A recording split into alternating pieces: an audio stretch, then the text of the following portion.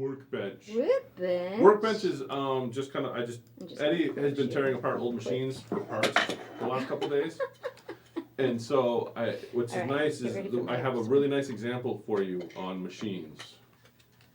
Ooh, what is that? Motors? These are motors. Now, if you'll notice, this motor is twice the size of this motor, and this is actually kind of a big one too. This is the motor that's in a modern sewing machine, the smaller one versus this giant behemoth. Do they weigh a different amount? Oh, they too? weigh, yeah. This one is about twice as heavy as this one.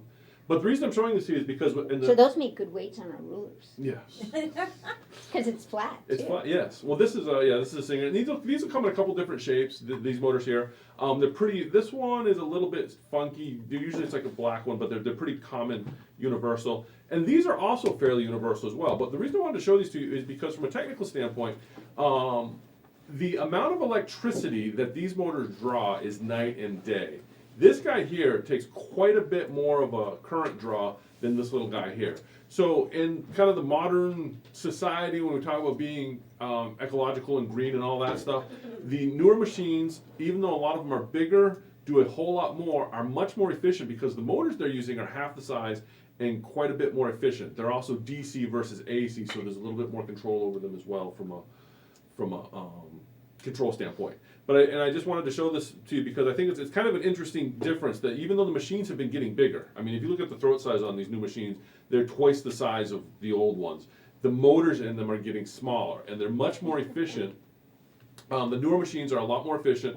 Not only are the motors smaller, all of them also are running LED lights and a bunch of other things. So from an efficiency standard and an amp standard, the newer machines, just like I said, just comparing the motors, you can see how much more efficient the new machines are going to be.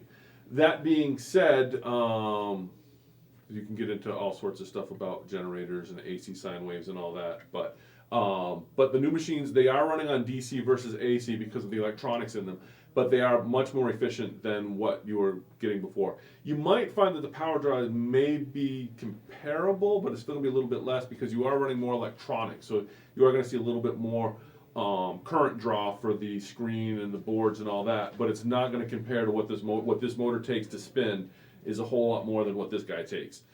Just sitting there, sure, your new machine will draw a little bit more power, but when you're actually sewing, it's a way more efficient machine. And I just thought I would show that out to you because I mean you can just kind of see the difference in the size of these motors. It's quite a bit different. And it's a nice visual representation. Like I said, if you've got an old machine and you're thinking about upgrading, for nothing other than, like I said, you can justify it if you want from an efficiency standpoint.